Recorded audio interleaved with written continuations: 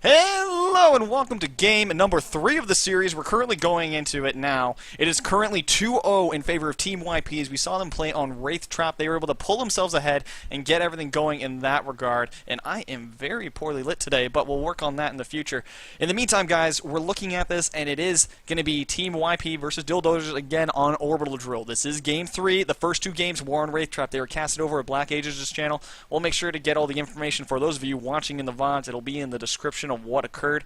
In the meantime, though, for this match, we're going to have to see what Aurora Symphony does differently. We saw in game number 1 he had a rough time getting everything set up for him because he was just being non-stop hunted by this Hunter team. He barely gone through it. He had to evolve to get health at the end of stage 2 because he had just a sliver, was unable to get any additional downs. He got 2 on the medic, but it just wasn't enough as Team YP set up on the north side of the relay and was able to hold their ground. This game, we should see him try things a little bit differently than he did previously, and we'll be going through forward trying to get everything done. As you can see in the above, in these sections, you'll see that those are the current team rosters and who's playing what role or who's currently registered in what role. This may change. It is just the current setup. So when we look at this now, we have locked in a Sunny, Val, Maggie, Torvald composition against the Kraken, which is going to be very interesting. They're using Torvald to kind of peel and protect him from getting too much damage taken. So as we look at this, we have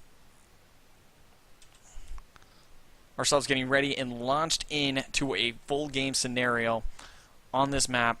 Now the question is, does he choose to use the route that he's previously displayed, which is going through the riverbed at this point right here, or if he goes up through this section? If he goes through the riverbed, we'll notice that he'll have a 3/4 evolve meter, if not, you know, like 7/8. He'll be off by just a little bit as he goes through this. He's been doing everything he can to try and get that evolve meter full as quick as possible. He's going through to get these mammoth birds and just going to keep pushing forward to get it done. And there's a double spawn right there along with the obsidian grub, which means that he's going to have a total of 7 meats here already, which is a great start to filling his evolve meter.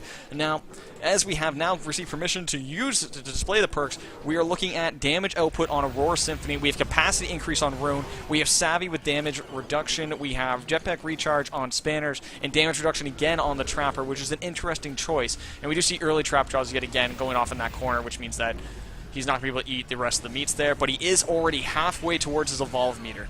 But like I was saying with the damage reduction, we notice that if he chooses to focus down the Trapper or the Medic, which are going to be the most common choices against this lineup, he's going to have to choose whether or not he deals damage to them, which is going to be reduced heavily, or if he's going to be going towards anyone else. And he has a full Reaver pack here, so this is enough meat to finish his evolve.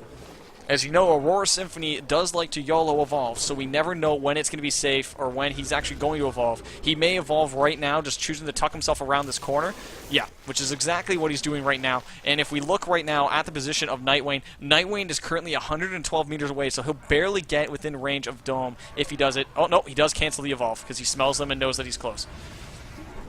Rune was way too close to allow that evolve because that would have been mortar damage, mortar damage, mortar damage. And Rune right now is on the high ground, ready to push back. He gets Jet Vortex backwards to deal damage to him and also force him off. Savvy actually dodges the lightning strike, so he doesn't have to eat that to the face. However, Savvy is throwing those tranks like you wouldn't believe, and he's just constantly keeping him tranked and drugged, giving him way too much. He's falling asleep over here because he's just going into a coma from all these tranquilizers. And we do see Rune right now throwing out the mortars, trying to herd this monster back towards him as he's just trying to slow down his movement in that direction. Lightning Strike being thrown on Rune does not connect, barely getting blocked by the terrain, so he can't aim it behind it, and he's going to keep pushing. Vortex being thrown. He does choose to evolve. Does he finish it, though? And there it is. There's the finished evolve, which means Rune is going to be in a great spot to throw out these mortars, and there goes the mortar shots. Going to be throwing out a shrapnel along with shotgun shots to the face, which means that is 2 bars of health already gone. We see that we have 2-point Banshee Mine, 2-point Aftershock, 1-point Vortex, 1-point Lightning Strike, which is the same build we saw before. Lightning Strike's getting thrown out everywhere, connects on Nightwing, isn't able to dodge it even with the Sunny Boost. Mortars being thrown, brings him down about to 3.5 bars total. Here comes the Lightning Strike. It connects on Savvy. Savvy's at about half HP, going to be forced up, and there goes the jetpack boost coming out from our buddy Spanners. Going to be doing what he can to keep Savvy alive. Savvy gets knocked off, though, which means he doesn't have line of sight with Spanners, which means he can't dodge this, and he eats that to the face. Going to get Lightning Strike, drops down, connects on 2, Almost 3 if you include Daisy, and there goes Savvy, still on the run, getting focused down super heavy, and here we go. He has a sliver of HP. More of these mortars are connecting, however, and we have Savvy right now at 1% HP, doing what he can. Here comes the Aftershock, drops down. Savvy has 1% HP. Down goes the medic. Only a bar and a health of remaining on this lightning strike coming in, and here comes everyone. Here comes everything pushing forward, and here we go. We got more of this coming. Mortars coming into the air, just barely clipping them, and Daisy's going in for the revive. Not able to get it. Vortex going to be forcing Aurora Symphony off, and there we go. Daisy's down, which means it's just Nightwing. However, right at the end of the dome, down goes Aurora Symphony with the death of the Kraken, which means Hunters win game number 3, which puts it into a 3-0 lead in favor of Team YP in this best of 7. So this is currently 3-0 in this best of 7. We see Aurora Symphony still pushing forward with that. We did see constant decline of his health, and he was just doing everything he can to try and live through the initiating. And it is currently 3-0, guys. It is done.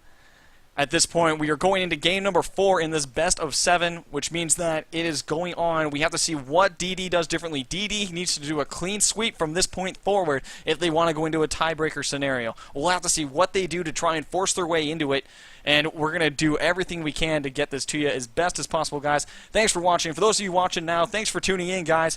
And if you're watching live, this is where we do a quick fade in, fade out for the VODs. And for those of you watching in the VODs, we'll have the next video broadcasted for you in just a moment. In the meantime, guys, we'll be back in just a minute.